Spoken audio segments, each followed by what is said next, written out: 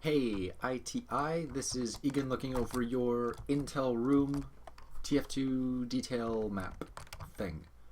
So, generally I would say the geometry on the map looks really good. I like the repetitive use of like the struts and the windows, the sideways windows. I think that's what those are.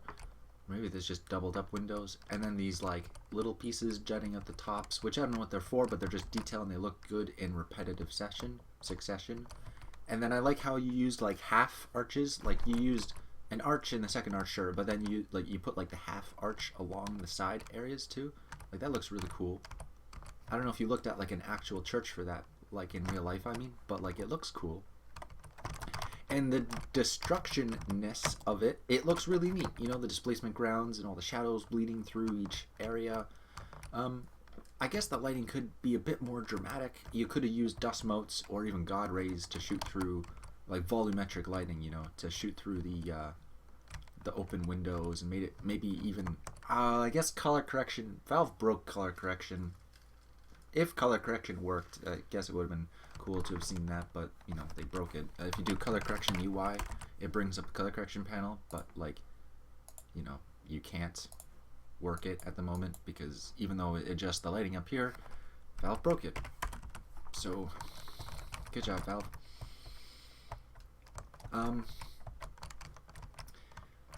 Yeah, I mean, there isn't a lot to talk about, and that's kind of my gripe about it, is I don't know if you use static prop lighting, but you probably should have compiled it advanced lighting settings, and it would have made the map look a little bit better than it does currently.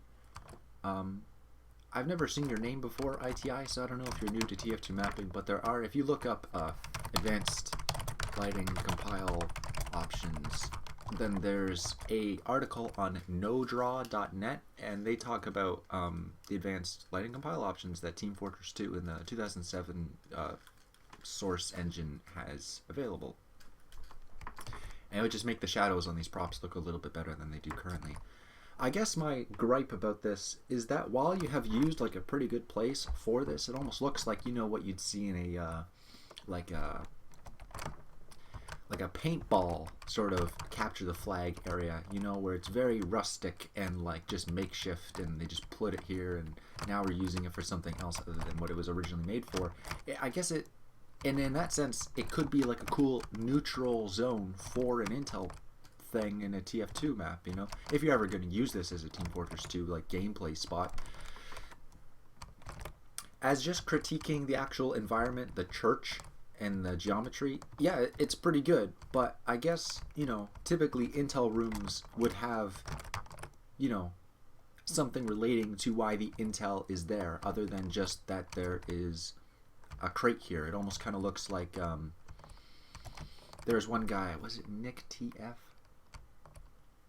or was it some other dude that made a what's that game called, Stalker? They made a Stalker-esque April Fool's map.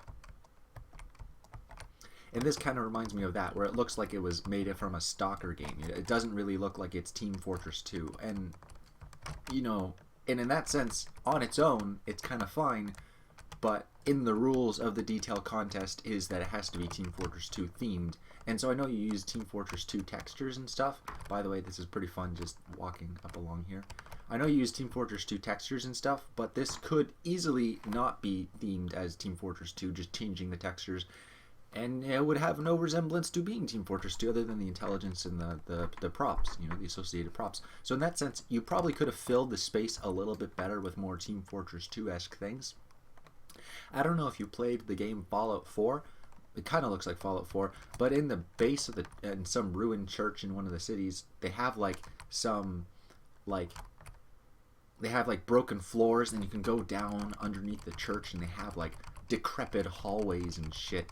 Just like old, really like catacombs, you know, beneath the church. You probably could have, you know, filled the space under there a little bit better. Overall, yeah, if this was a gameplay space, like, it would be, it's kind of cool, but you probably could do something more to it to make it more cool. You know what I mean? You know what I mean. So yeah, in that sense, it's a little bit basic. What's here is good though. Sorry, I just ate just prior to recording this. I'm not very professional with my recordings, but, you know, no one else does these video feedbacks. I guess some people do, but like they'll do it once or twice and then they stop because it's too hard. But you probably could have made the 3D skybox a little bit more detailed around those windows. I don't know where it is. Is it beneath the map?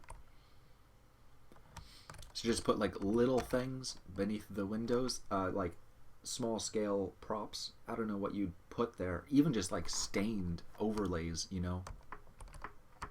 Just so when you look beyond the windows, you just see like something around the base. Even like bushes or I don't know what.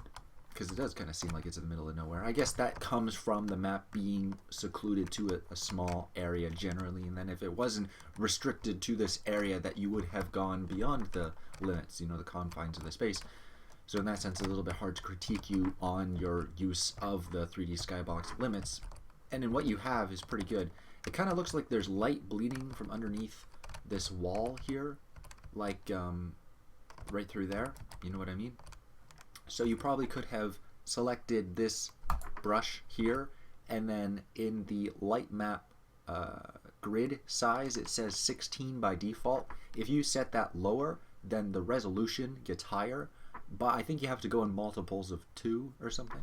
So if you have it at 16 now, if you set it to 4 or maybe 8 would be fine. Just do a quick recompile of that, and then you wouldn't get any of that light bleeding anymore. If you set it up higher, of course, it like phases and blurs even more. So that would be good for like the top of the roof or something if it's not even being seen, you know. Just to save on text, not text, file size. You know what I mean? But in this case, you know, with the light bleeding, it's not a big deal. Of course, I barely even notice it, but you know, it's there. Because it is all natural light, it looks really good, but you could have maybe even if you weren't going to detail this like Team Fortress 2, you could have maybe even gone a little bit more far-fetched and did like mystical sort of detailing. Have you played the game Dishonored? Because in Dishonored's DLC, they have 2 DLCs. The first one, I don't know what the heck the first one is called. It's like the first one has to do with like a whale shop or something, and then the second one is the Brigmore Witches. And in the Brigmore Witches, they're the final kind of like chapter of the story, and they live in a big mansion, and the mansion is overrun with like bushes and trees and like mystical things because they're witches, right? So they just have like, you should go play that Brigmore Witches. Go play Dishonored if you haven't played Dishonored. Go play the first DLC to get the story, and then go play the second DLC. It's like, it's almost summer, so that's your summer project. Whoever made this is go play Brigmore Witches and go play the mansion and go see what I mean when they make a great decrepit mansion. You know, they have water in, and the water is super reflective, so it looks really disgusting and overrun and broken, and they have mushrooms, and they have like glowing shit in the underground basements and stuff, and they have like things swaying in the wind. You can do things with ENV_wind, and you can have ropes swinging. If you had found a way to do like animated swinging chandeliers that like blew in as the sound of the wind was going on in the background, wouldn't that have been so cool? You just and everything sways, and you hear the entire building creaking in the wind. Wouldn't that have been? That would have been really cool, man. That would have been really cool. And that's really all I have to say about your map, because it's a little bit simplistic, but that's generally fine. So, good job. Yeah, it looks good for what it is. Hope this was interesting, at least.